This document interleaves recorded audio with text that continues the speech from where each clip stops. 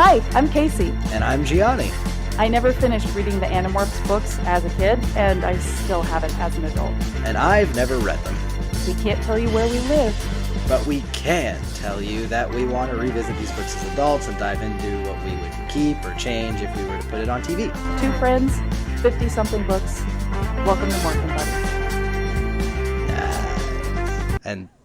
And then the music kicks in, and then people are just so ready. Hey everyone, welcome to the next episode of Morphin Buddies with me, your host Kacey Cisnowski, and Mr. Gianni DeMaia in a closet in Florida. What the heck? Literally in a closet, literally holding my microphone, so if the audio quality is like particularly bad, I sincerely apologize. This is not the normal setup, but you know, we're on vacation. I still got my like bed head going on. I mean, I always have crazy hair. You have a little bit of bed head, but it's not that bad. Yeah, you know, I got my coffee here, which is mostly milk because the coffee's run dry now. Oh so no! It's like kind of a latte. Ew. I mean, it's oat milk, so it's not like. Oh, okay, then that's fine. Yeah. I'm not gonna have the poopies in the middle of the show. I mean, I might, but it would be unrelated to the milk. And it's in the closet, but yeah, so you know here. it's fine. Yeah, I'm standing in a closet. I'm not even sitting. I'm standing in a closet. But we're having a great time. This is our art right here. Heck yeah. Happy New Year. But by the time this comes out, it'll probably be like the end of February. So Happy New Year. Happy delayed New Year to everybody in February. So I wanted to start out. We got a fan mail question mark. We did? Yeah, that's what the subject line is. Fan mail question mark? Fan mail question mark? They're not sure if they're fans? Or they're not sure if they're sending mail? So, well, they said, I wrote a 3-line comment on Reddit about 8 months ago about your Animorphs podcast. It's the low-hanging fruit guy. It is? It is! Aw. And his name is, it's spelled Jens, but it could be Jens, it could be Jens. I'm not 100% certain. I'm going to assume it's Jens. We're not sure if it's a soft J or a hard J. Okay. Yes. I'm going to assume it's Jens because I feel like that sounds right. Why not? Yeah. So they said, I have listened to 20 hours of your podcast at this point, and that should tell you that I don't hate you, at least not hate. To be fair, there simply isn't much Animorphs content out there, so I'm grateful for you doing it. Signed, Jens, the low-hanging fruit guy. Oh, thank you, Jens. Thanks, Jens. No, I mean, yeah, we were not off put by your comment in the slightest. We do take low-hanging fruit, and you know what? That's our identity. That's it. And you know what? Not everyone's humor is going to appease to everyone, and that's okay. Everyone's entitled to their own opinion. Thanks for sticking around. Yeah. That says a lot of stuff about you. The fact that you stuck with us is... You're so patient. That's amazing. You're so Hopefully patient it got with us. better for you. Yeah, for real. Hopefully it turned a corner. So we have that, and then we also got another email from Jimmy. Jimmy has emailed us before. Hey, Jimmy, what's up? Jimmy said, hey, Morphin Buds, are you planning on talking about how you'd structure seasons for Animorphs? It could be fun during an end of series episode or even earlier if there's a season ending event, ... There might be one coming up soon. Just a bird, Jimmy. Love it. Yeah, this is a good question because actually this is something I've been thinking about. Yeah, Kacey. me too.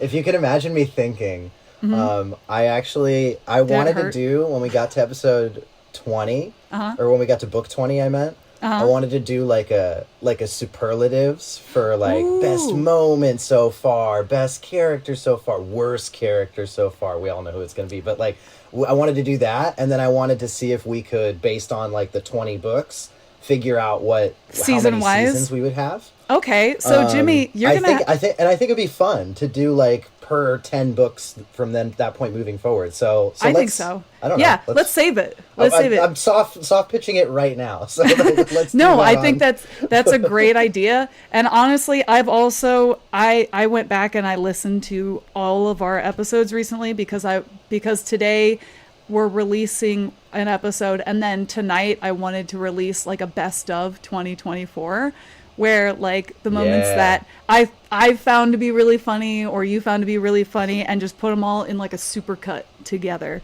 Oh my God, I love that. Surprise! Happy New Year. So I'm going to do that. But yeah, I think that would be really good once we hit like book 20 to talk about how we are going to divide up the season. So Jimmy, you're going to have to be patient.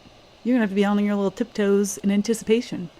So I love where your head's at though, Jimmy. Jimmy, your head's right in the game. Right in the game. The game is being played, so that's the right place to be. There we go. Jimmy, you're on top of it. So thanks guys for sending us emails. Today we're going to talk about book 19, The Departure. Gianni. The Departure. What are your thoughts and feelings about this? I'm not gonna lie to you, Casey. I kind of don't want to do this one because I'm worried I'm gonna upset a lot of people. Uh-oh. Gianni, I loved this book. I hated this book. Oh my God! Oh no! It's one of my least favorites in the whole series. No way! Now I have to say with caveats though, because I think, so the reason I was dreading it is because, you know, like I had said before, like I go on and I like try to look at like I have a few like sources now that I'm like, okay, I know how to like not get spoiled on things. And everybody loves this book. They're like, so this is like a lot of people's like one of their favorites. Yeah.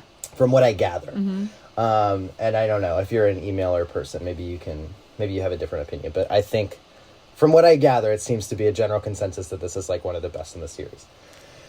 And I get why people think that.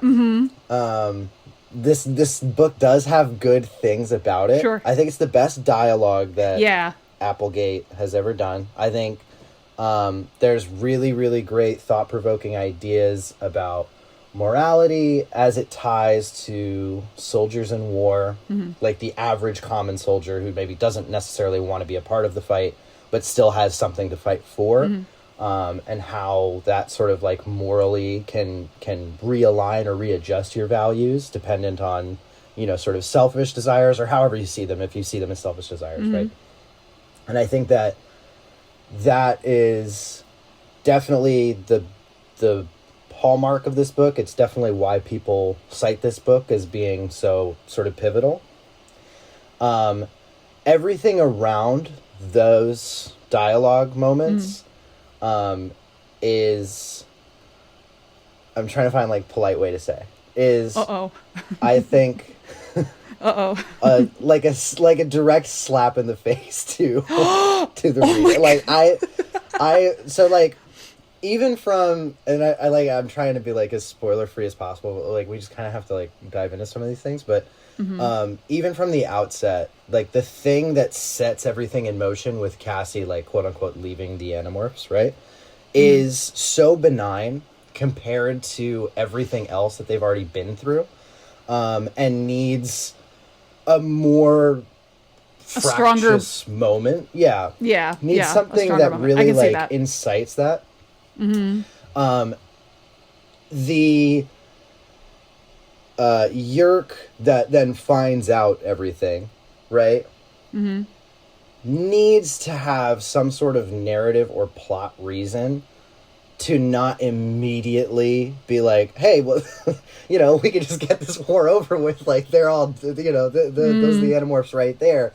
There's not that, it's like that concept that Dan Brown talks about of the Crucible. So, like, Dan Brown, writer of the Da Vinci Code and whatnot. I can't remember if I've talked about this on this podcast before. I think you have, yeah. Dan Brown, I think I did. But, like, Dan Brown has that concept of the Crucible where you have to, for, like, especially for something like this, where you have characters that are already at odds, characters that already have inherent tension, that would establish some sense of stakes. You have to have some sort of narrative crucible, something that ties them to a time and a place. Otherwise, because if you give them an excuse to leave, real people will just leave, you know? So there's not enough draw to have the Yeerk stay in this sort of contestation for so long. Until the point, of course, where then her leg was broken or whatever the fuck. But it's the ending stuff that drives me nuts. Yeah, I knew you were gonna hate the ending. I didn't love the ending myself. I thought it was a little bit of a cop-out.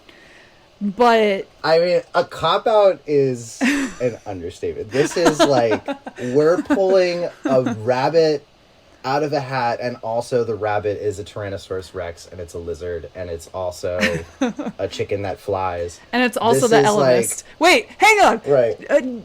Chicken that flies. They all fly, Gianni. Just want to make that clear. No, they all fly. Yeah.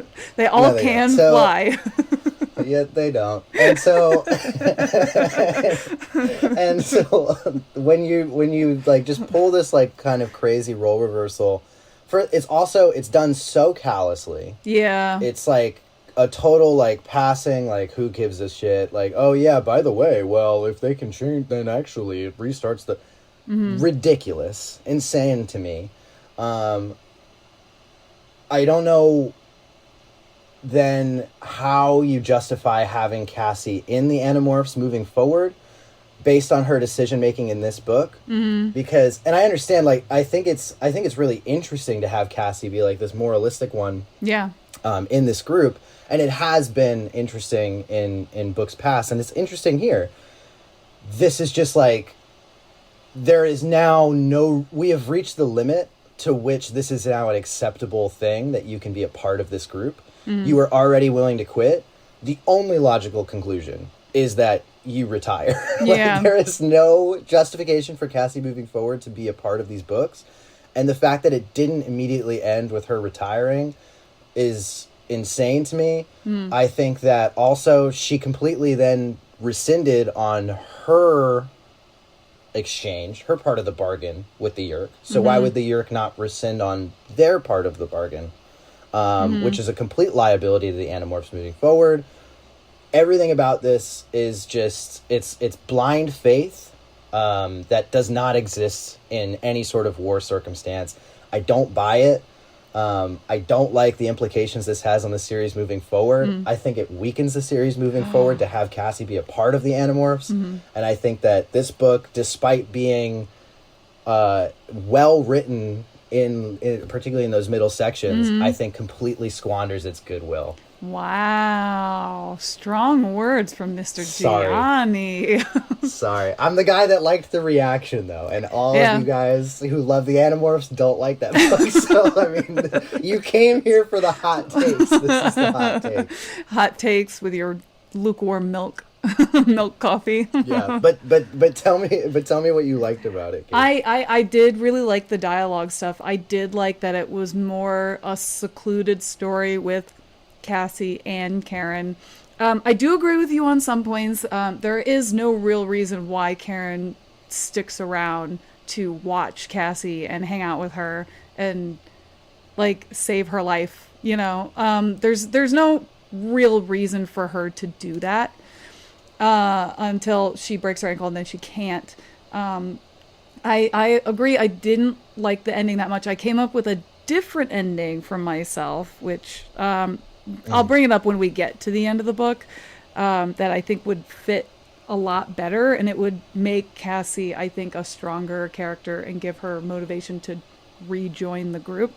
But the dialogue to me really shone, and even though it's still a theme that we've seen in Cassie books before, like what gives you the right and what gives me the right, you know, who am I to take a life, they still did it in a way where you can see the other perspective immediately.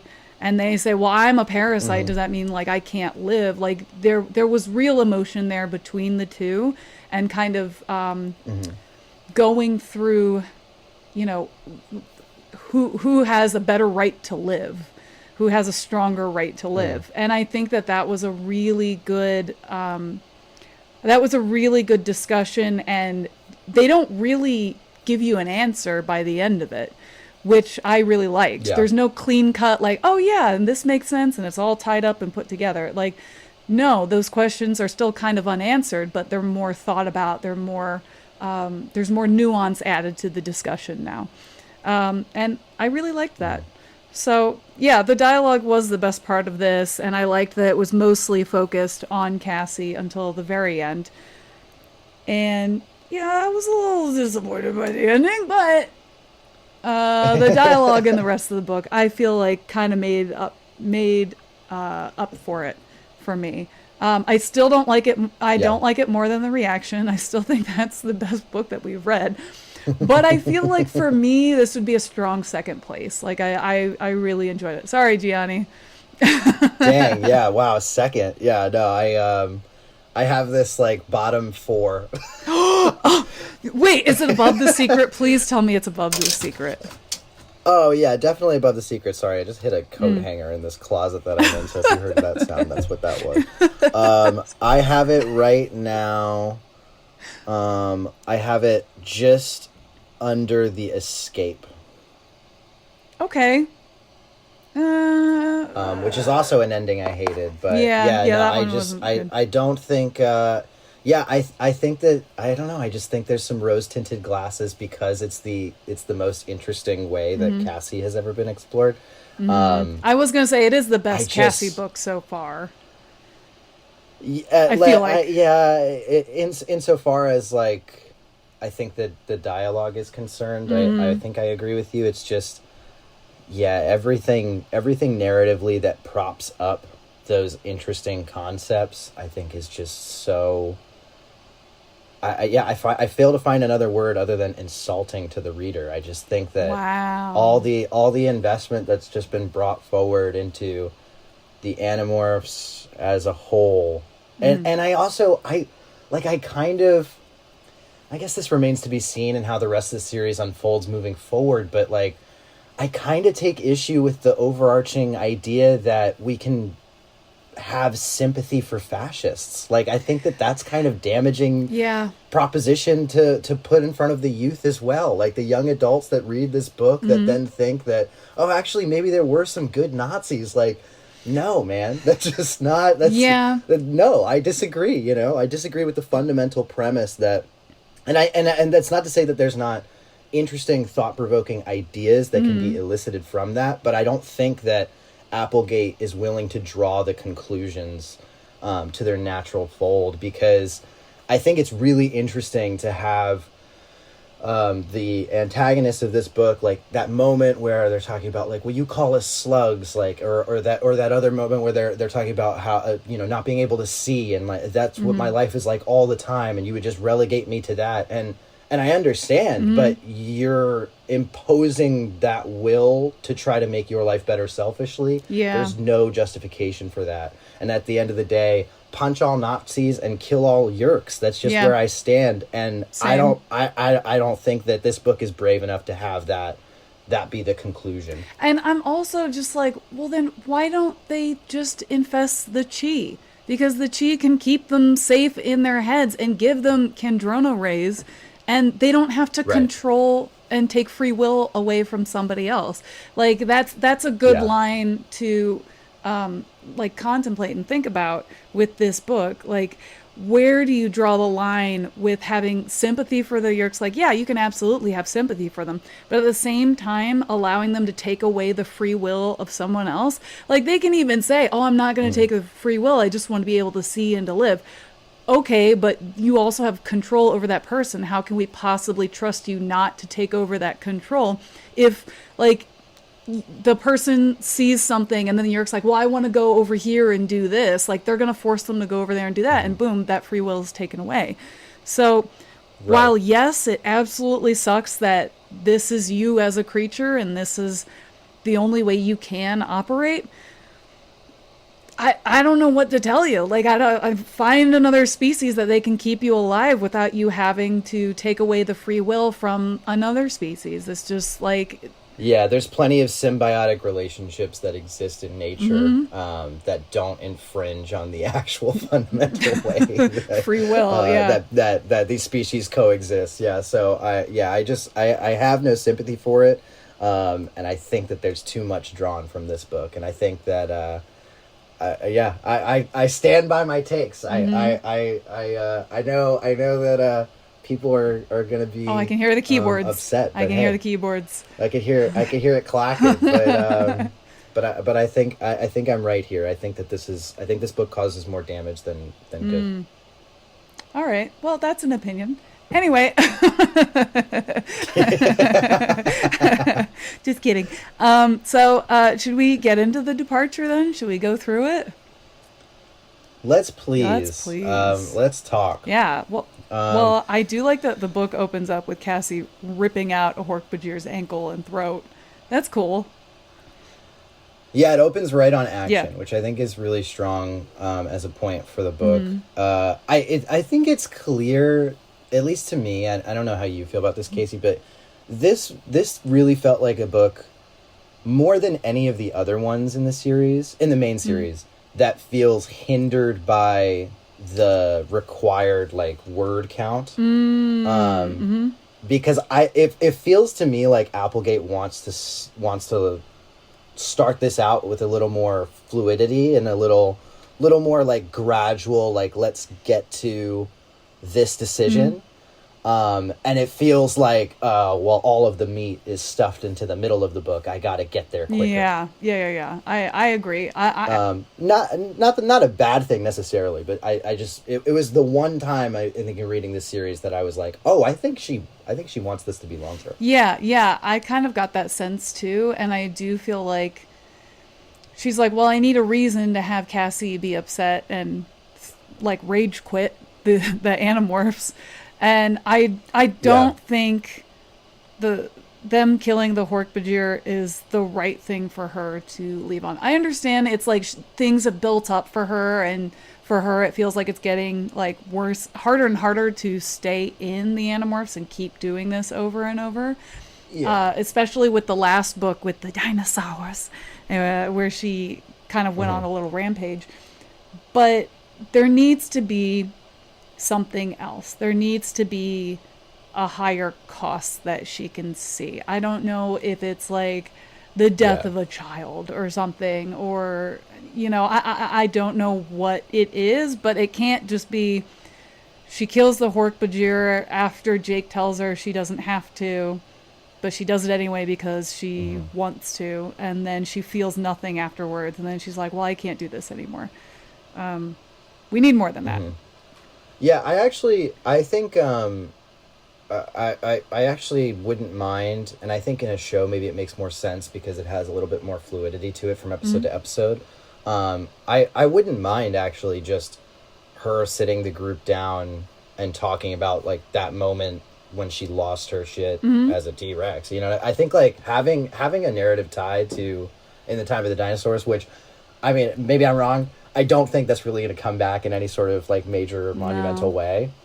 But I think having that be the impulse, because the way that was laid out really did feel like a majorly consequential moment where, it was the last domino to fall, straw that broke the camel's back kind of situation. And here, I just think it's too jarring to just have this again, it just feels totally benign compared to everything else, for this to be, sort of the straw that broke the camel's back. But I mean, it's kind of nitpicky at this point, but I definitely do feel like this is a sort of rush thing. But yeah, I guess just getting back to the plot. So yeah, she's ripping into this Hork-Bajir. She immediately gets guilty. She does explain a little bit of the circumstances, which is that they were doing basically a reconnaissance mission on a meeting of the Sharing. They saw someone getting dragged out sort of against their will. They took it as an opportunity to kind of, fight to try to save that person. There was a brief little scuffle in the woods where this happened, and then Jake called everybody off. And Cassie kind of can't really remember if he called her off before or after she tore into this thing, but she definitely feels like she went a little bit too far. She almost immediately then turns to the Animorphs and is like, I'm done with this. Can't do this anymore. I'm out. Which I don't think they took that seriously, which I do find kind of funny. I don't feel like they took it too seriously. I kind of love it. I kind of love it because I don't think I would have taken it seriously either. And I think they kind of were just like, well, let's give her some space to like kind of cool down. She ends up having a dream about killing a dinosaur that night, which is, I guess, the only reference we're really gonna have. Just memories and dreams. The previous book. But she does talk to her parents when she gets home, and she finds out her parents have lost funding to their clinic, and so it may have to get shut down. So not only is now she losing her group of animorphs, but now she's also losing the animals that her parents work with and that she works with all the time. Yeah, so very which upsetting. I actually almost think is a better motivation than the Hork-Bajir. Yeah, for her to really just be like, fuck it, 180 overhaul on my life. Like, I can't keep losing things that are important to me. And I got to focus on this, and I want to focus on my family. But yeah, so she's kind of just falling apart. If I recall correctly, she skipped school. She's going through it. That night she goes into the bathroom after the nightmare. She just kind of sits in there, and then she sees like something out the window. She sees like outside. She keeps getting the feeling that something's watching her, and she's like, I'm pretty sure I saw eyes, and they were like higher off the ground, so they weren't animal eyes, they were probably human eyes, which the way this was written kind of gave me little chills down my spine a little bit, just knowing like something's out there watching you but you can't figure out what it is. I was just like, ooh. Even though I knew what it was, I still thought that was really cool little bit of writing in the book. But yeah, then the next day the gang all talk to her. Marco's being really mean, like unnecessarily a dick to her. I think he just doesn't understand the gravity of the situation, from what I gathered, which I think is very true to Marco. But everybody's just like, dude, you gotta get a clue here. Yeah, I think it's also because his family has already been split up once, and now the idea of someone in his chosen family is splitting up the group is really triggering for him. And I would have liked to explore that just a little bit more, just getting kind of to the root of that. He's being mean because he's angry that she is splitting up the family that they had created after everything they'd been through.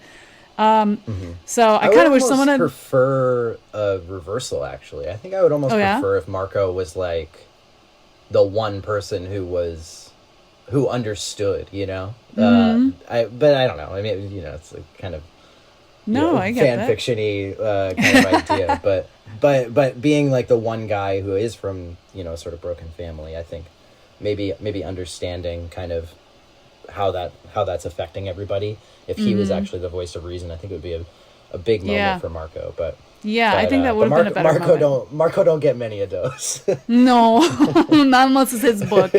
But everybody in the group, they're all mad at her because she's quitting, and Jake's like, hey, you can't use your powers if you quit. Just FYI, you're not allowed. And Cass is like, all right, whatever. And Jake's like, no, I'm serious. You can't use your powers. And Cassie's like, I get it. I won't. I said I won't. I'm not a liar, Jake.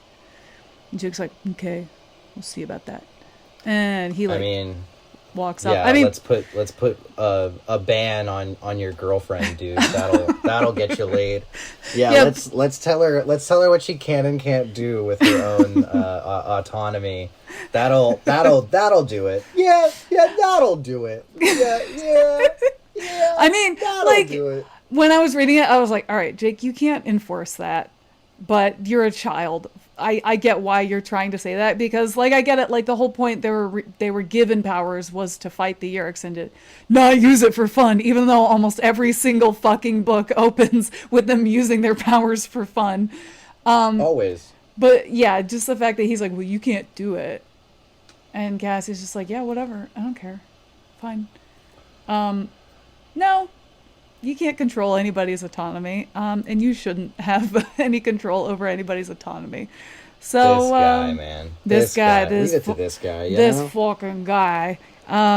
So anyway, Cassie gets on her horse because she has to go clean out a trough that's like way out in the pasture. And she's like riding the horse. She gets out there. And then she sees a woman being chased by a bear. And Cassie's like, right. I'll save her. So she rides her horse over to the bear, which the horse is freaking out. Also, she calls the horse dumb again, which I don't know why Cassie has this hate of horses. What is the beef? What is the beef with horses? She's like, oh, this dumb, I know he's a dumb animal. And I'm like, no, he's not. What? It's like you love every animal except for easily the most gorgeous animal. Yes, so majestic, and you're just shitting all over them, calling them stupid. Right. Yes, there are stupid horses, but guess what? There are also stupid dogs. There are also stupid cats. There are also stupid, but there's also like, they're all intelligent creatures. There's stupid humans. There's oh my god, there's so many stupid humans. Yeah, so. Stop hating on horses, maybe? So anyway, she goes to save this girl. I almost said save the bear. No, save the girl. and her horse is running. She grabs the girl from the tree as they run past the bear. The girl is behind her on the horse, and they're riding, and then they get to the river. And Cassie gets knocked out by a low-hanging branch, and she falls into the water. And so then she wakes up, and she's in the water, and she kind of panics a little bit. She goes down a waterfall. Is this not our second time a low-hanging branch has knocked out a character? Because didn't this also happen to Rachel when she had that short-term memory? Yes, it did. In the Megamorphs 1, yeah, it did. These low-hanging branches, they're out for the kids. They're out for the kids. We gotta start sawing these things, you know? Who knew? When I was a kid in the 90s, I thought that quicksand would be the number one fear that would come to get me, and I should have been looking up. I should have been looking at the low-hanging branches, because that was really the enemy. And you know what comes with low-hanging branches? Low-hanging fruit. Got him, bringing it back. It all circles back. It all comes back. So yeah, she goes down an entire waterfall. I don't know how high this waterfall is, but if it's as high as I've seen most waterfalls, I don't know how she isn't broken in several pieces. Pretty high. High. Maybe it's a little baby waterfall, though. You never know. Maybe it's like one of those that you find at like a really nice office. like the Zen waterfalls. Yeah, like that goes right into a koi pond. You know, maybe it's like one of those. It's got little bits of bamboo growing from it, with little pebbles. Yeah. Nice. Yeah. Yeah, that's probably. I'm so conditioned to think every waterfall is Niagara, but maybe it is just like the most. The most gentle. It's like a hill. Yeah, like a little slope. like it's just a delicate. Yeah, like it just goes downward. It's not a waterfall per se. Yeah. Just water sloping. Yeah. I will accept that. She survives that, sure. So she goes down. She goes down a water slope, and she passes out. She almost drowns. Yeah. And she wakes up to I was gonna say a woman dragging her out, but I don't think she's a woman. No. She wakes up to a 7-year-old child. I don't know if she's 7, but in my brain she's 7, because later on. No, in my brain she was young too. Yeah. I don't know if it actually ever really specified, but she was definitely a young girl. Yeah. And then that kind of, I think, furthers the point later when the Yeerk is kind of talking about you have to like work your way up through bodies. Yeah. Which I did think was like a really interesting concept for the Yeerks, and I thought that was like really unique and cool. But yeah, I definitely pictured it as a young girl as well. Yeah, I don't know how a 7-year-old pulls out a soaking wet 14-year-old from a rushing river. She's yoked. But then she also complains about being weak. Maybe the Yeerk thing works like kind of like PCP, like your body is more capable, and your brain is holding you back, so she's got all this untapped physical potential. Not the PCP in her drop. 7-year-old body. Yeah, maybe she could lift a car if she really, like, it would break her body, but she could do Actually, it. Okay. Maybe it's one of those my things. first year of college, it was my very first semester of college. I went to a party with some people that I kind of knew, and one of the guys in there. If you're about to tell a story about how you No, PCP, not me. Not me. So not me. I'm too scared. I'm too Damn scared of drugs. I have too much anxiety. I don't need that in my life. Right. I do know this. Yes. I did acid at Burning Man, and that was enough. One time is enough. So this guy was he was a little bit older than me. He talked about how he had worked at a restaurant. It was closing hours, and they had just closed down the restaurant. And he went out the back, and he sees one of his workmates smoking weed. And the guy was like, "Hey, do you want weed?" And he was like, "Sure." So he smoked with him. The guy didn't tell him it was, I think it's called Afghan weed, which is weed laced with PCP. And so now he's starting to drive home, and he said he suddenly started seeing people getting murdered on the side of the highway. It's like 1:00 in the morning, and he's just seeing all these people getting brutally murdered and like stabbed and slashed on the sides of the highway on his way home. And so he starts freaking out. He pulled his car over to the side and then fell asleep until the sun was coming up just over the horizon in the morning, like 5 or 6 o'clock in the morning. And he woke up and he was fine. And he was like, "I got to drive the rest of the way home." And he just went home. And I was like, what an absolute nightmare. Holy shit. I know.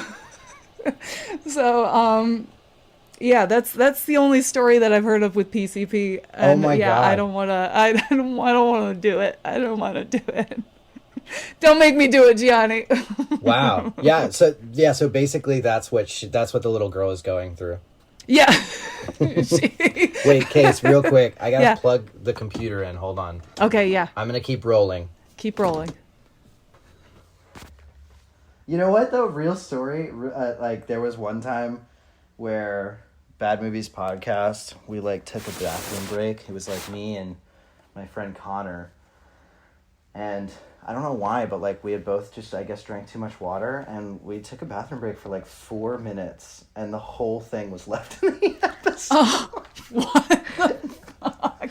I didn't even find out about it until my mom was like, "You have a bathroom break that's literally like 5 minutes long," and then you come back and you say, "Yeah, we'll edit that out," and you didn't. So that was actually where the joke came from in the Bad Movies Podcast, where I just always would joke like, "Yeah, we're leaving that in the episode." That was where it came from. Love that. Yeah. Anyway, where were we on PCP? All right. Karen took PCP, and that was how she dragged Cassie out of the river. Yeah. So that's where we're at. Me too. Same. Just to read this book, so Cassie comes to, she's like, "Oh, what happened?" And barfs everywhere. And then she's like, "What happened?" And Karen's like, "I'm Karen. I'm probably 7. She didn't actually say her age, but she's probably 7. And Cassie's like, "Okay, thanks for pulling me out of the river, I guess." And she's like, "I'm on PCP. You killed my Yerk brother in the Hork-Bajir that you killed earlier in this book, and I don't like you because of that." And Cassie's like, "All right." That's so silly that you would say She's like, that. "I didn't do like, that." That's the worst. I don't even know what any of those words are. Yeah, she's like, "What are you saying to me?" she's like gaslighting this girl, and this girl's like, "No, I saw a wolf go into a bush, and then you stood up 2 minutes later, and I'm pretty sure you were the wolf, I think." And Cassie's like, "What's a wolf? I've never even heard of a wolf. I don't even know what a wolf is. What are you talking about?" And she's like, "It was you." And Cassie's like, "I've never even been near a tree in my life, so I don't know what you're talking about." And not I. Not me, no. And then she can see that Karen's ankle is really messed up, badly damaged, probably twisted pretty badly. And Cassie's like, should I kill her now or not? I don't want to kill her. The answer is kill her now. And I think no sympathy. Cassie is bad at this and should probably quit because the answer is kill her now. Yeah. Cassie needs a little more training, like military training. Yeah, but like so does Karen, whose name is not Karen. They say their name. I can't remember what it is though. It's Aftran. Aftran is the name of the Yeerk, but Karen is the name of the little girl. With some number or whatever after it. Yeah, Aftran doesn't matter. Aftran is like Aftran is like you killed my brother. Prepare to die. Basically. Also, which is antithetical to pulling Cassie out of the water, don't you think? So like they're both bad at this. Well, Karen was like, "You saved my life, so I just saved your life. So now we're even." And it's like, okay, you could have just let her die and run off to your secrets. But like, also, if your ankle is badly damaged, I guess you need help like getting through the forest. Question mark? Sure. Sure. Also, though, is there no way that these Yeerks can, like, I don't know, keep track of what, like, the foot soldiers are up to? Because presumably Aftran was following Cassie for, like, a whole day at least. Mm-hmm. Probably a day. And nobody was like, where's Karen? Like, that's... Well, I mean, like, they do go to the Yeerk pool every 3 days, and also it's the 90s, like, not everybody... Karen will be back. Wait, so then, like... She just fed, she'll be back in 3 days, we'll check in then, The 90s? Everyone was everywhere at all times. They didn't have ways of keeping track of people in the 90s. They don't abide by Nickelodeon rules. We were all off the grid, Gianni, and now we're all on the grid, in the system, in the matrix. We're all being watched at all times. That is so funny. No, I just think, again, and I say this a lot, but the Yeerks we see and the Yeerks we hear about sound like two totally different Yeerks, because their plan is really to just be like, all right, who's dead? Every 3 days we'll check in. Yo, who's dead? Raise your hand. Who didn't show up? Oh, they're probably dead. It is a war after all. That's a shame. Who knows how they died, though? That's a good point. Maybe they all need better military training. They all need some extra training. Actually, speaking of, this was released like a couple months ago or whatever. Did you see the 28 Years Later trailer? Yeah. Okay, first off, great trailer. The movie is probably going to be too spooky for me, but I appreciate it nonetheless. The chant in that is psychological torture that they use on people. Yeah, that Boots poem. Yeah, which is great. Love that. And that's the original 1915 recording of that. I think they need to listen to that a few times and start getting into that rhythm and... Yeah, get your head in the game, You guys, if you really want to win a war, you should probably be better at fighting it. But yeah, so Aftran's little girl body is all fucked up in the leg, and so Cassie's helping her through the woods. Yeah. I guess they have to climb a hill. Yeah, we forgot to get to the top of the Okay, hang on. We forgot about this. When Cassie goes home at the beginning of the book, before she finds out the animal clinic is going under, her dad's like, "Hey, there's a leopard loose in the woods. Somebody had like a wild animal in their home and it got loose. So the juice is loose."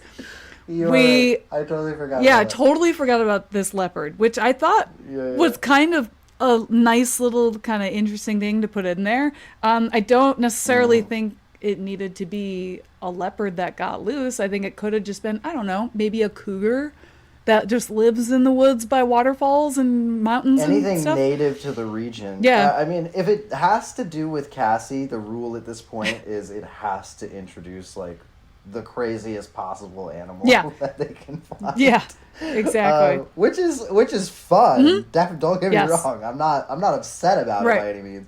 But it is just funny that it's like if I had a nickel for every time, I would have like almost $1 of like, why is this animal here? Well, yeah. Also, like is a lot. when Axe acquired the rattlesnakes are usually just in the Southwest. So they're not going to be in the Pacific Northwest, like where we think that all of this is taking place based on the architecture of the land. Right, yeah. They're not going to be in Forks, Washington. They're not going to be in Forks. There's no rattlesnakes, at least. Which canonically, Animorphs, of course, takes place in Forks, in the Washington. Universe. It's the Twilight universe. We all know this. I know that we're just going over it just to make sure that we're all on the same page, but I know we all know this, and that's the truth. Are you Team Edward or Team Jacob? So, what a loaded question.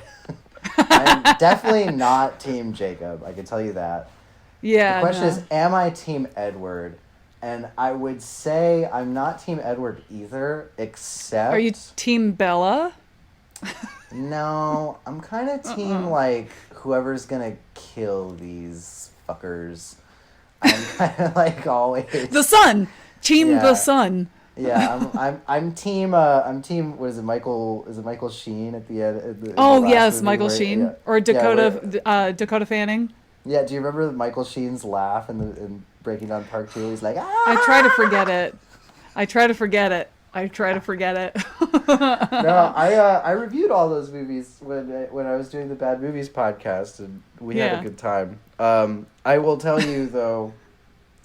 That the first two are tough. They're tough sledding. Those are bad films. It gets better. They're really cringy and hard to watch. So, although I do relate to Edward on the pure basis of like, oh, I just met you. I'm so in love with you, and I think you're dead. I'm gonna kill myself in the most dramatic way possible. I'm gonna go to the Vatican in public, and burn myself alive. Yeah, that is that is me to a T. So I guess I am Team Edward from that. 'Cause there you go. Honestly, he was based as fuck for that. That's let me just sit and watch you sleep all night. Yeah. Yeah. If that ain't me, bro. Oh, love that. All right. So anyway, Cassie sees a deer in a tree, a dead deer, and then Karen's like, "What dat?" And Cassie's like, "That's a deer and it's dead." And Karen's like, what do that? And Cassie's like, probably a big cat of some sort. And Karen's like, okay. You're enlightening me that there's a way more interesting version of this book where Karen just talks in broken English baby speak. What dat? What dat? Cave over there. Oh my god. I'm a parasite. Yeah. I'm blind. I'm just a little swag. That's canon now. That's how Karen talks. I'm literally just a little actually. swag. Ugh. Yeah, God. sorry. I read the book. Did you guys read the book? That's what it was. That's the dialogue. The dialogue that we said is so good. It's like, widowy, I'm just a swag. Widowy. You don't understand. So then they keep trudging. They're just trudging away. And Cassie like goes through some bushes. She's like, Karen, stay here. I think I see a cave over there. Let me go check it out just in case if there's any predators, you stay here. And Karen's like, okay. And then Cassie goes in the bushes and she's like, all right, I'm going to morph wolf and maybe kill her. And she starts morphing wolf, and then Karen starts coming after her, and then Cassie's like, uh-oh. Nope, human. Yeah, and, with a Dracon beam. Am I misremembering that? Yeah, it was like with a gun. Yeah, Karen had a gun. Stop, White Dale. Yeah. Stop it. Don't friggin' move. You better not. Yeah. Oh my god. I can't drink water while we're talking like Karen. But okay. yeah, then instead of shooting Cassie though, and instead of completing the wolf morph and attacking Karen, the leopard attacks Karen. Yeah, and really attacks her. Too. Yeah, really lays in hard. Yeah, I think they described at a certain point, Cassie's thinking about what to do, and the leopard is described as just having the leg of Karen in its mouth. Biting Christ. down on her leg again. Yeah. And it'd be and great if Cass she goes shook to, her like a rag doll, just like. Yeah. Yeah. Oh yeah. The baby sound. Wow. There's a lot of like consideration from Cassie about how best to approach the situation. Mm-hmm. She's also like sort of internally debating whether or not to just sort of leave the girl here because that would kind of take care of her problem as well, but she morally can't really live with herself if she does something like that. So she at a certain point is I actually really liked the kind of calculation of this because there was a moment where the leopard is at a position in which it's very possible that she could just kind of like go for the killing blow. Yeah. And Cassie is debating whether or not like rushing the leopard will like pause it enough. You know, the better term than pause, I'm sure, for this type of physical environment. But you understand what I mean. And it's a really interesting sort of like chess and checkers game between these two over this action scene, which I actually quite liked because I think most of the action that we get in Animorphs is really quick and really visceral and really violent. And this was still violent, and it's still sort of happening quickly, but there's a lot more tension. Yeah, it's much more suspenseful and definitely sort of like trickles in information as it's overlaying everything with Cassie's moral objectivity or lack thereof, and I did really appreciate that because it felt like a very different action scene. Yeah. Which again caters to, I think, our biggest praise of the book, which is particularly in this middle section of the book, the writing is really top notch, and I think it's what everybody really likes this book for. Even if they're wrong or let them see it with rose-tinted glasses, I still think Gianni's coming at him with the claws out. I get that. Claws out, yeah, Mr. Gianni. I'm the leopard. You are the leopard. I am the leopard. Gianni, you're so changed. 2025, you're coming out. Yeah, this is me. I literally came out of the closet to plug in the computer. So talk about Animorphs. This is my coming out. I am literally coming out. So anyway, Cassie morphs wolf, and then she threatens the leopard, and the leopard's like, all right, I guess I should back off. So the leopard backs off. And then Cassie and Karen both go into the cave. They start a fire, and it's pouring rain outside now. So then Karen talks about her Yerky past and how she started as like a widow baby York, and then she went into a Ged. and then she went into a Ged, and then she went into a Hork-Bajir, and now she gets this girl Karen.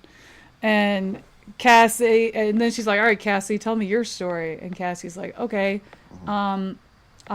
she's surprisingly honest about it, which is like, she is. Again, Cassie's a fucking moron, but oh my the God. conversation's great. She's an idiot. She's an idiot. No. She's like, oh yeah, well, actually, there was this Andalite that came down and gave the morphing ability to us. And they're like, who's the Andalite? And she's like, Elfangor. And immediately Aftran is like, oh, I know that name. Yeah. Visser 3 had some sort of past with him, and I don't know anything about it, but they definitely have fought many a time or whatever. Whatever. History. And then Cassie's like, yeah, I guess that explains why Visser 3 murdered him. And then Aftran is like, it's not murder, it's war. And then Cassie's like, oh, I was there. Were you there? It was murder. She's like, I saw it. You weren't there. Defenseless. Yeah. He was literally defenseless. Yeah. Check yourself before you riggedy wreck yourself. And then Aftran's like, oh yeah, was my brother defenseless when you tore his throat out? You stupid little bitch. And so then they argue a little bit more, and Cassie's like, well, you're a parasite, like nobody likes you, you are slimy and sluggy, and I just want to pour salt all over you, so take that, Karen. And Karen's like, well, nuh-uh, you guys kill everybody forever. And Cassie's like, well, we have to, it's a war, like you said. And Karen's like, nah, like I can't, this is how I am, this is how I was born. and that's I'm blind and stuff, and I want to have sight and see colors. And Cassie's like, but and she sits there and she thinks. Yeah. She thinks. Yeah, they have this interesting concept about like the morality of enslaving human races, and Aftran is like, I deserve to be allowed to see life through the way that you see it, or an Andalite sees it, and Cassie's like, you might be right. You might be and right. I'm like, no, you're fucking not. You're not. Literally, you're born this way. You can't. What do you mean? What are you just saying to me? You've been dealt a shit hand in life sometimes, and sometimes that's just how it is, and it's not your fault. But like, you also taking like, it against these people's will is no. That's a no. Yeah, that's and a no. That is a no. Stop it. Go in time out, Karen. Yeah. Sorry, you're still a Nazi to me. And that's a no. And so, yeah, they kind of come to a crossroads.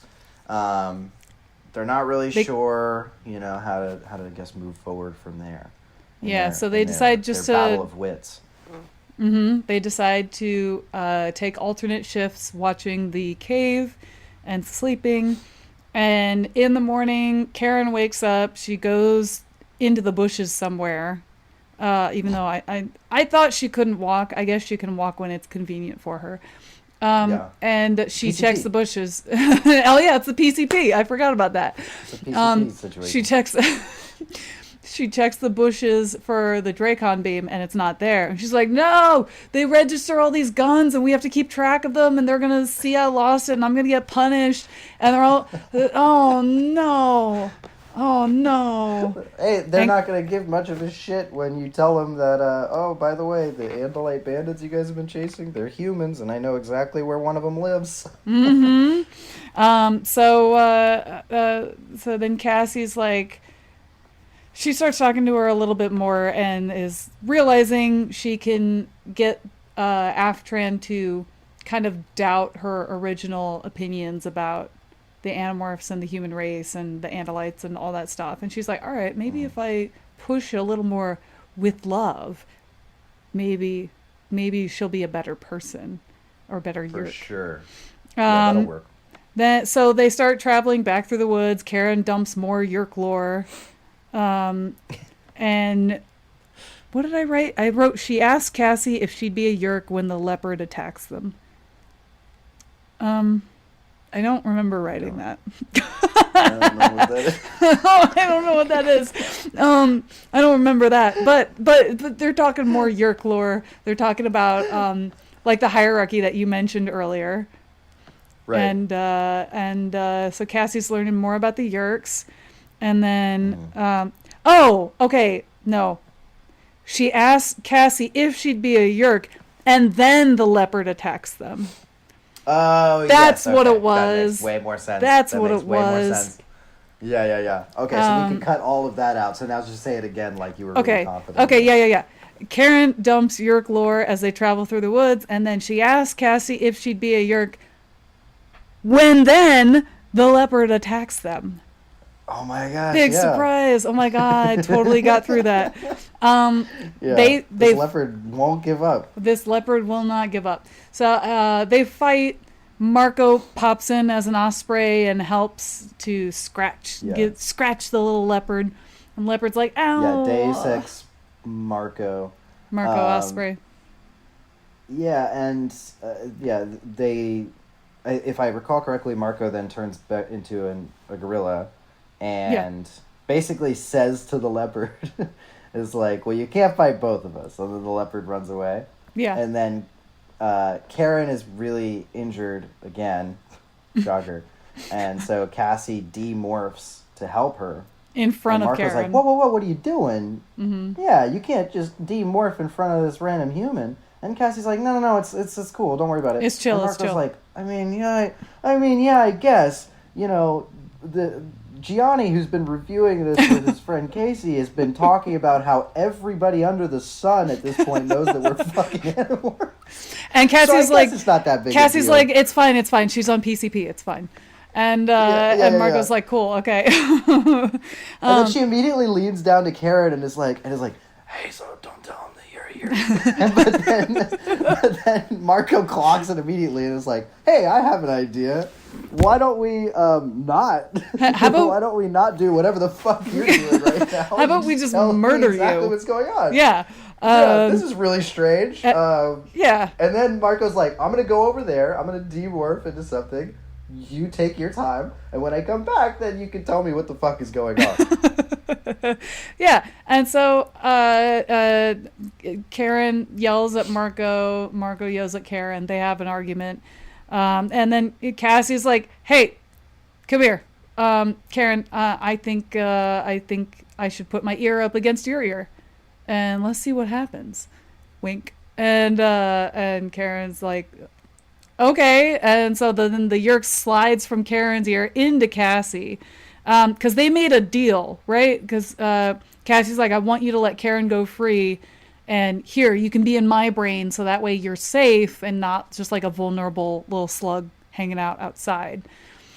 And right, yeah, this was one way to do it. Yeah, a way to trust. And Marco rightly freaks out.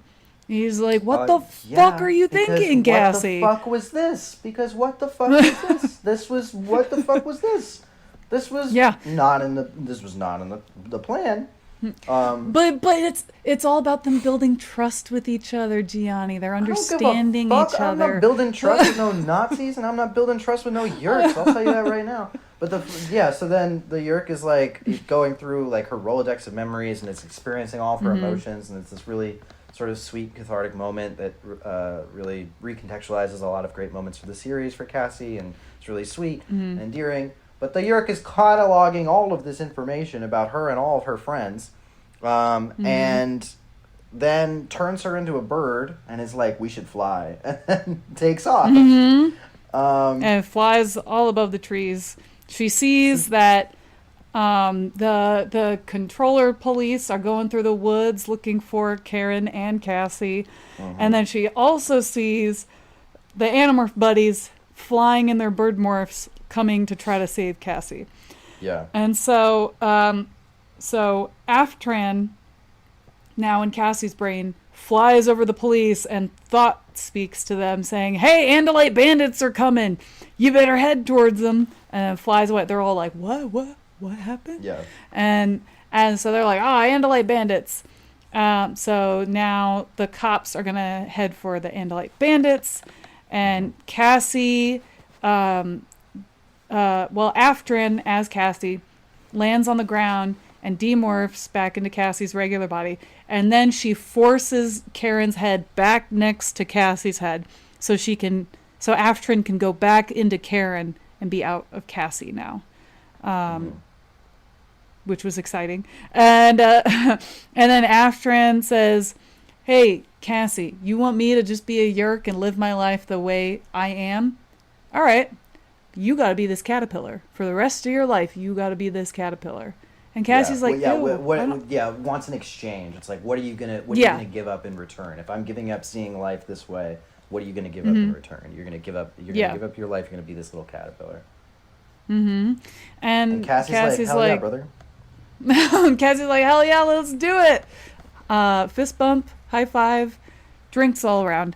So Cassie acquires the caterpillar and morphs.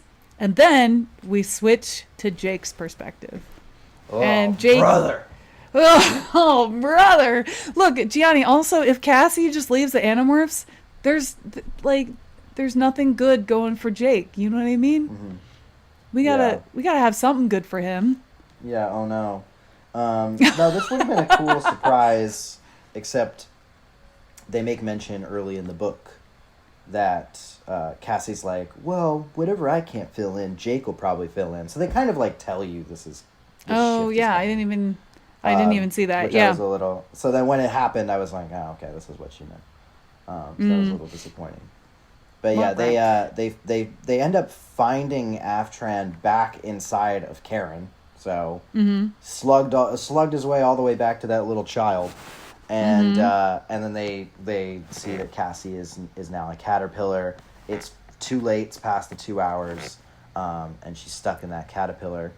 And Karen is crying because she's saying, I told her to demorph, but she before the 2 hours were up and she didn't, so oops. Yeah, because she's a fucking moron. And then they're like, we should kill this child. And Karen's like, oh no. And then she runs away. Yeah. And it's like, how can she run away? Yeah, with her little fucked up legs. Broke ass ankle. So she runs. PCP she doesn't situation. She doesn't get very far because the leopard jumps on her. And at this point, I was like, oh my God, is Applegate going to go there? Is she going to have this kid die with this leopard jumping on her? And like, that's the end. No, Marco saves her. And he morphs gorilla. He grabs the leopard by the legs and like shot put tosses the leopard down the mountain. Which I was like, okay, I'm glad that like they didn't kill the leopard because the leopard shouldn't have to die just for being a leopard. But so Marco saves her. And then they're like, well, Karen, you suck. Aftran sucks. Karen's all right, but Aftran, you suck. And we're going to take our friend back with us. Fuck you. Good luck getting out of the woods. And then, so they take Cassie back with them. And then we get a little bit of perspective. In a chrysalis form, if I am not mistaken, right? Yeah, she goes into like a little cocoon. And then, what's the matter, Gianni? What's Cassie, the matter? No, I just fucking hate this ending so much. And so then Cassie's perspective, Cassie, emerges as a butterfly and she's flying free and, she feels great and blah, blah, blah. And the Animorphs are like, well, we'll never get her back. And Axe is like, that's really interesting. That was one animal and now it's another animal. Do you know that the clock starts over as soon as they morph naturally on their own? Yeah, and then Jake resets. is like, get that butterfly! And then it cuts to black. And then Cassie's human again. So she's human again. She is kind of living her life as a human again. She goes to the mall with Rachel. She finds out that Karen's parents, who are like rich billionaires, donated their money to Cassie's parents' animal clinic so they can keep operating, which is great. And Cassie then sees Karen at the store when she's at the store with Rachel, and she like goes up. She's like, hey Karen, what's up? And Karen's like, hey Cassie, what's up? And she learns that Karen is free. Aftran has left her body and kept her promise. And so Karen's like, I'm free. And Cassie's like, yay. With my little broken legs. I'm in a wheelchair now. and now I'm in this wheelchair. and they're all okay. And then that's how the book ends. Now, it literally ends with Cassie going shopping or whatever. The way I wanted this to end, I wanted the Animorph buddies to come in just before the 2-hour limit, and they have that confrontation with Karen. Karen gets upset, runs off, and they tell Cassie, they essentially like lie to her and say, hey, we have Aftran as a Yeerk. She's in our hands now. Morph out. Morph out. She's not going to know. Whatever. They get Cassie to morph out, and as Cassie's morphing out, then Karen gets attacked by the leopard and dies. And then Cassie sees that, and even though she tries to go and help her, she can't get to her in time. Leopard carries little Karen away. And then Cassie's like, I'm going to fight for Karen. I'm going to stay in this group, and I'm going to fight for people like Karen. And we're going to defeat the Yeerks. And then that's the end of the book. And I feel like that would be kind of a better ending, I think. It would at least motivate Cassie to stay in the fight. It's not perfect, but, you would have to, you'd have to cut, I guess, the the parents losing the funding or whatever, but I don't think that's an important plot line. No, I don't think so either. Anyway. But yeah, I like that ending far better. Yeah.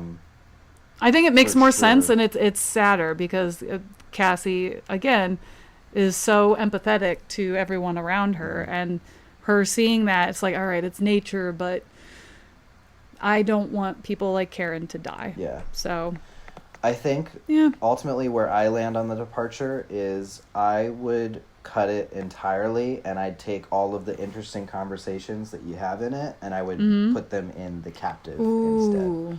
And I would have because that you just have the Yeerk speaking through Jake, so it's just scenes of Jake one-on-one with Cassie when Cassie's like watching him. Oh yeah, the capture. That has all of this content, like all of that intrigue about the Yeerks and learning about the Yeerks and potentially gaining sympathy for the Yeerks, and I would put all of that in the captive, which is just a better, more urgent. The capture, sorry, which is just a better, more urgent story, I think. And I would get rid of all of this, apart from that intriguing dialogue. I think that works. I think that works because there's also some books where like nothing is happening and we just take pieces from that. I think we can also take pieces from this and kind of like puzzle it together and make it work in a plot line that maybe doesn't actually exist in the books yet, but we could create something like that to merge all these bits together. So, yeah. So, yeah, I really like this book. Sorry, Gianni. I don't love the ending. Couple parts where I was like, all right, but I didn't think it was awful. I felt like the middle bit was really compelling, and I like it. So, on you. Well, if you agree with me. Tell them where they can reach us, Gianni. Oh, yeah. Like and subscribe. Leave us a review. Email me all your hate at morphinbuddies@gmail.com. That's morphinbuddies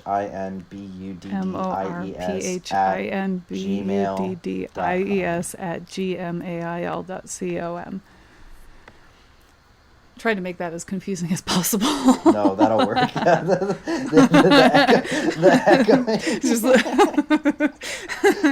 I was trying to throw you off a little bit, but it didn't work. You were so focused. That'll be good. All right. Well, you ready to look at the next book and see what this is about?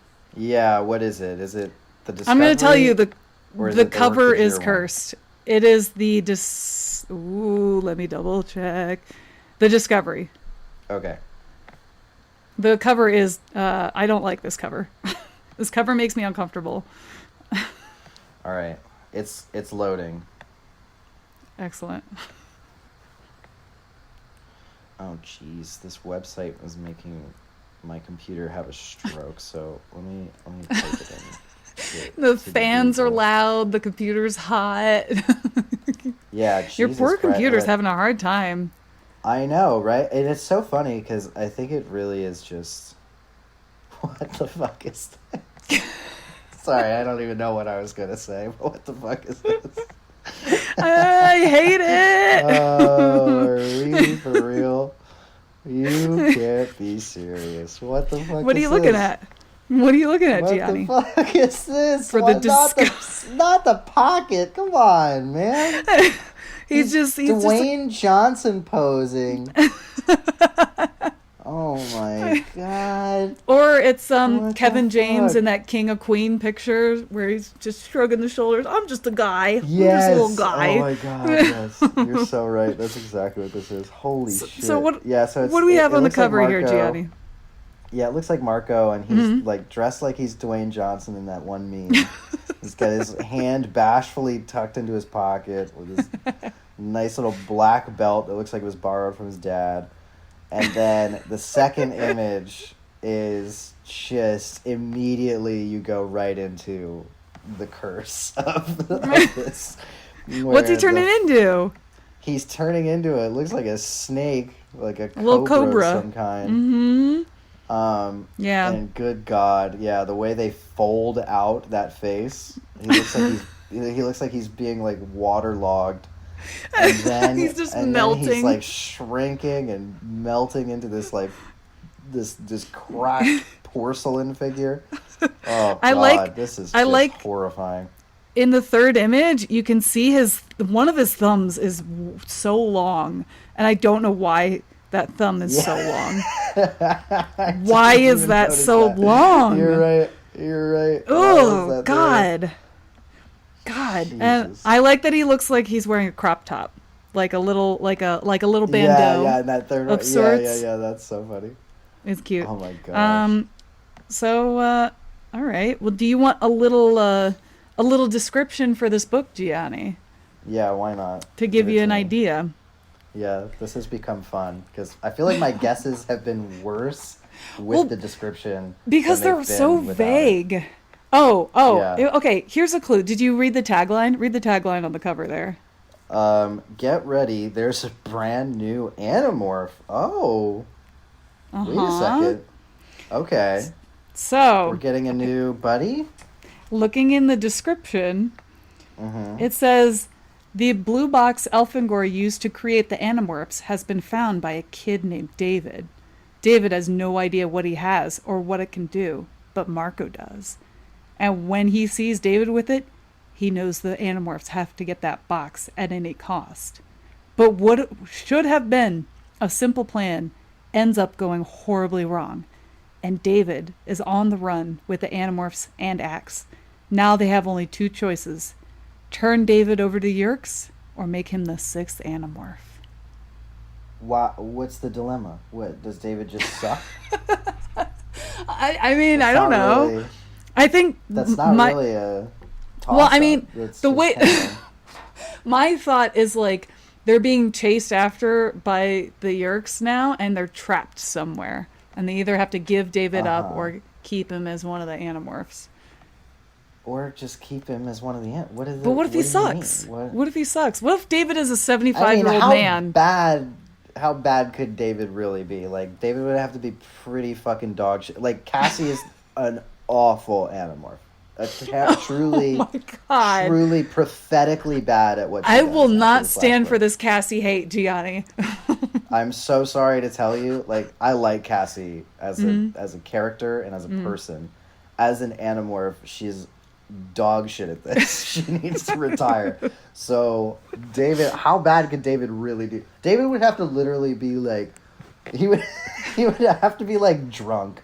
And even then, I still think he'd be better at being an Animorph than Cassie. He'd have to literally be like, what's a bear? Like, then I would be like, all right, maybe not this guy.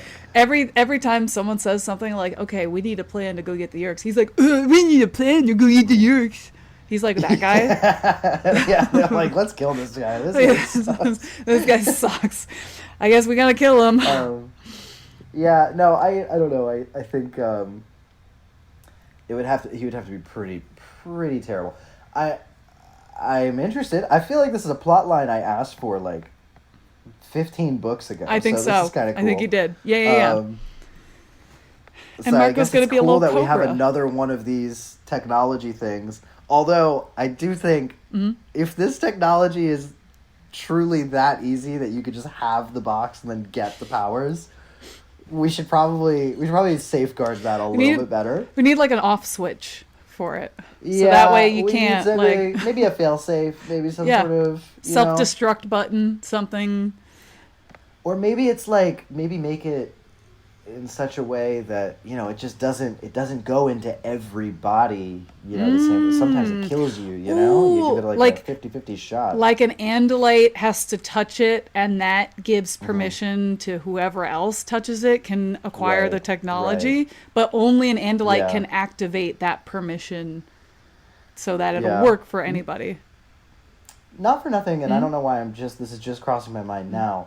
If you gave a Yeerk the ability to morph, would it then get rid of its necessity to steal other people's bodies, to see the lights through their eyes? Gianni, I think you, what's the word? What's the word where you speed run to the finale of this series? I think you that's literally the last one?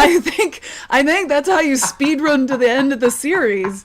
Holy shit, just give them the power to morph, but then force them to stay in a morph for 2 hours so they can't go back. Yeah, you just get to pick whatever animal you want. Congratulations. There you go. You're that guy. Gianni. You're that guy now. You're a genius. why can't if we?